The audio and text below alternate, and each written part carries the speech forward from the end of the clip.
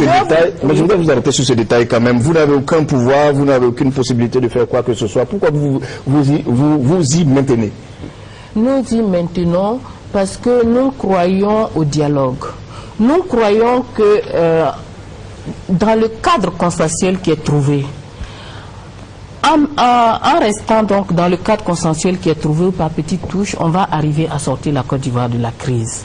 On n'est pas sûr qu'en se retirant et en laissant la majorité présidentielle sans aucune tentative donc de recadrage conduire les choses, on puisse sortir rapidement. Déjà, vous voyez combien de temps il a fallu pour pouvoir arriver à ces élections. Mais ce que je peux dire, c'est que les ministres du RHDP n'avaient aucun pouvoir, c'est de l'autorité publique. Ils pouvaient nommer leur gouvernement et qu'est-ce qu'on constatait? Les services qui étaient en dessous d'eux et même des simples directeurs d'administration centrale ne répondaient pas aux ministres. Comment vous voulez qu'un État fonctionne de la sorte? L'État défaillant. Oui, professeur Ségal. Moi, je crois que, en définitive, qui signe les décrets?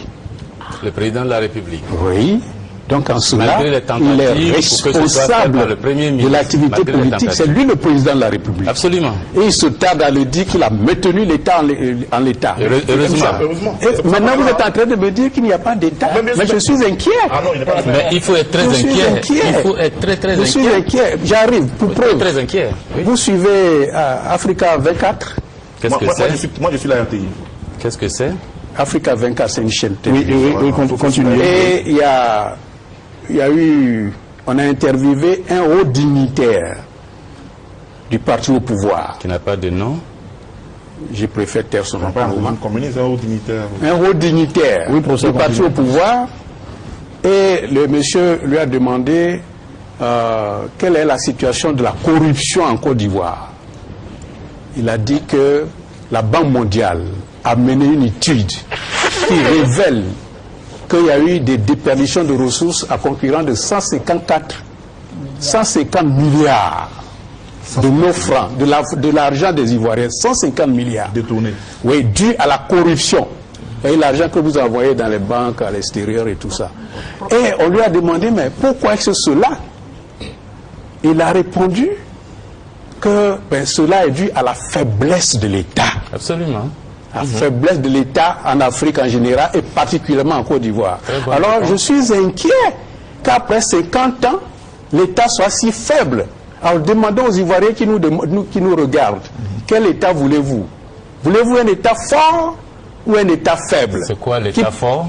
L'État fort, c'est l'État qui est responsable, qui assume, qui punit quand il faut punir, qui corrige les irrégularités. Comment voulez-vous que Gbagbo Laurent punisse Soro Guillaume? Vous dites 150 milliards, je vous dis 3000 milliards que la rébellion détourne dans les zones occupées. Comment voulez-vous qu'il punisse Soro Guillaume? Alors, comment? C'est la moitié de la personne. C'est la guerre de chiffres. Professeur, c'est qui peut passer de l'autre côté. Je pense que vous continuez jusqu'au bout. Le professeur, c'est qu'on continue jusqu'au bout. Mais je vous le professeur, c'est qu'on vous continuez jusqu'au bout. Ça fait rien, même si allez-y, je vous donne un chiffre plus grand.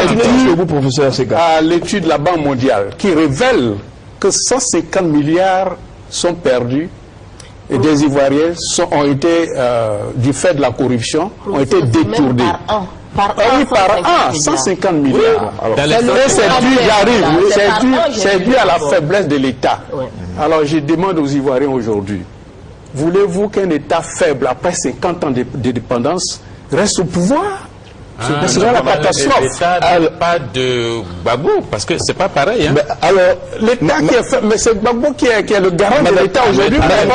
Bakayoko, c'est Gbagbo. Professeur, ce n'est pas le garant de l'État. Le doyen de la fac de sciences éco qui augmente les frais d'inscription et paye des pots de vin à la FECI pour...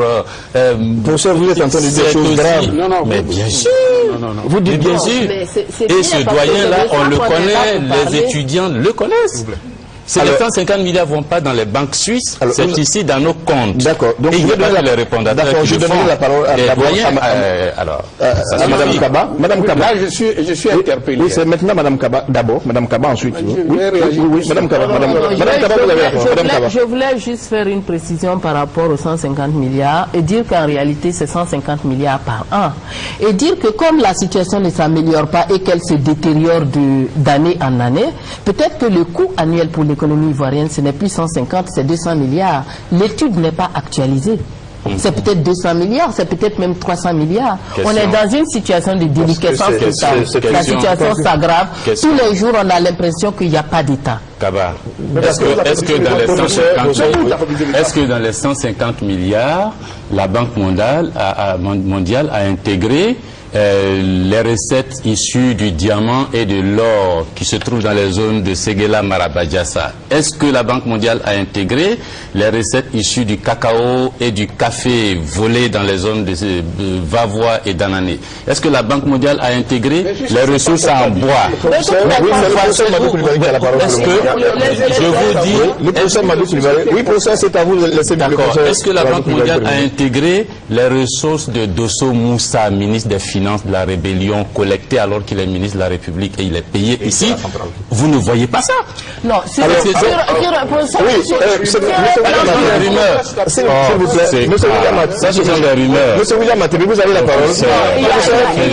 Monsieur William Matebi, Madame Kaba, vous laissez Monsieur William Matebi donner son point de vue sur les Ivoiriens. Les Ivoiriens ne sont pas dupes.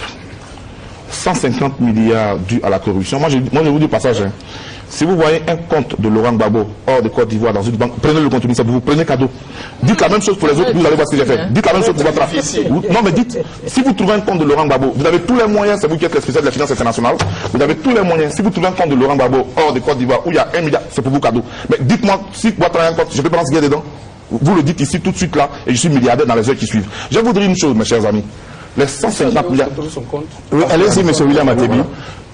Les 150 milliards dont vous parlez, la Banque mondiale... Non, monsieur William, vous continuez. Vous n'avez pas la police de cette émission, s'il vous plaît, je vous serai fort reconnaissant. Allez, de me laisser parler. Les 150 milliards dont vous parlez, laissez-moi vous dire une chose. S'ils existent effectivement, et ils sont la conséquence de la corruption, ils sont la conséquence du type de gouvernement que la rébellion a imposé à la Côte d'Ivoire. Et quand on parle des faiblesses de l'État, que c'est imputable. Parce que Laurent Gbagbo ne va pas affaiblir l'État qu'il gouverne lui-même, qu'il dirige lui-même. Vous auriez laissé la Côte d'Ivoire, être dirigée correctement. Vous n'auriez pas fait cette rébellion, que la Côte d'Ivoire aurait eu un minimum de rigueur et elle aurait été bien gérée. Donc commencez par dire qu'on peut avoir 150, 200, 1000 milliards, mais ça va toujours être le cas d'État. Quand on dit que Laurent Gbagbo dit que l'État reste debout, oui, il s'est battu pour qu'il y ait un minimum d'État. C'est parce qu'il y a un minimum d'État que nous sommes aujourd'hui à une telle émission. Si on était en train de se tirer dessus, on n'aurait pas fait. Je dis que c'est le type de gouvernement. C'est vous, c'est le RHDP, c'est Ouattara, et c'est vous qui êtes les responsables. C'est vous qui êtes les responsables de la rébellion et qui avez affaibli l'État de Côte d'Ivoire. Assumez-le. Si l'État reprend sa force, si le 28 octobre, Laurent Gbagbo est élu et qu'il n'a plus à gérer une rébellion, tous les travers qu'on constate aujourd'hui n'existeront plus dans ce pays. D'accord. Monsieur,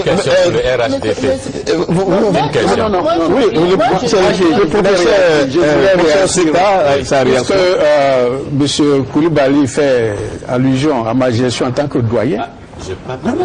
J'ai dit un doyen, vous vous sentez... C'est ça, c'est ce que tu veux dire. Moi, j'ai pas désigné quelqu'un. Faire un tour à la faculté, oui, faire un tour à l'université.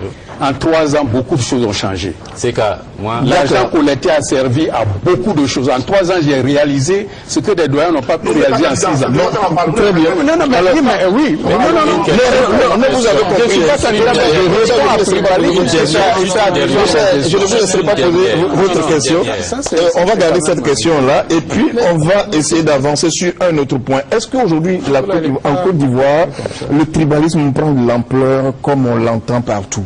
Oui. Oui. Très malheureusement. Fort. Le tribalisme prend de l'ampleur et on l'attribue à qui? Ça a accentué sous le régime courant. Le tribalisme, le népotisme. Hein, quand on sait que, aujourd'hui, pour être admis à l'ENA, il faut venir du même village que moi. Et je suis à l'aise. Le président Koulibaly a fait cas pour le cas de la police. Hein? Il a... Non, laisse parler, tu n'as pas aussi le monopole de la parole. Oui, allez-y, professeur. Hein? Je suis à l'aise parce que le professeur Koulibaly a fait allusion à cela quand il était question de la corruption à l'école de police. Tout à fait. Hein? Donc le népotisme est vraiment présent et ça entraîne une mauvaise allocation de nos ressources. Très bien. Oui, madame. À la place des plus méritants, ce sont les médiocres qui occupent les places. Ça, c'est vrai. La médiocrité est la norme, le mérite devient l'exception. Ça, c'est vrai. Et vous êtes en train de dire que les personnes, j'ai envie de dire entre guillemets, les personnes indécentes, ce sont ces personnes-là qu'on présente? Mais oui, ceux qui n'ont pas la qualification, puisque ce n'est pas fait sur la base de la qualification. Ce sont des parents, ce sont des partisans. Quand on envoie des listes, quand on vend les résultats à une école de l'administration, ceux-là qui sont censés gérer notre administration, mais c'est grave, ce sont des actes graves. Et ça, c'est accentué sous le régime actuel. De la REB Fondation. Le régime de la refondation. Les 2 premières années de Gbagbo Laurent, on n'a pas constaté cela. Hein. Oh, c'était la Amani a fait des examens au bac, à l'entrée en 6e. C'est la guerre qui vous fait vendre les places. Non, c'est ça. Les 2 premières années, nous avons fait les examens, nickel. Soyons sérieux. Tout a commencé à se gâter quand la rébellion est arrivée. Il ne faut pas oublier que c'est... Vous attribuez tout à la rébellion. C'est la rébellion. Je m'étonner quand vous attribuez tout à la rébellion.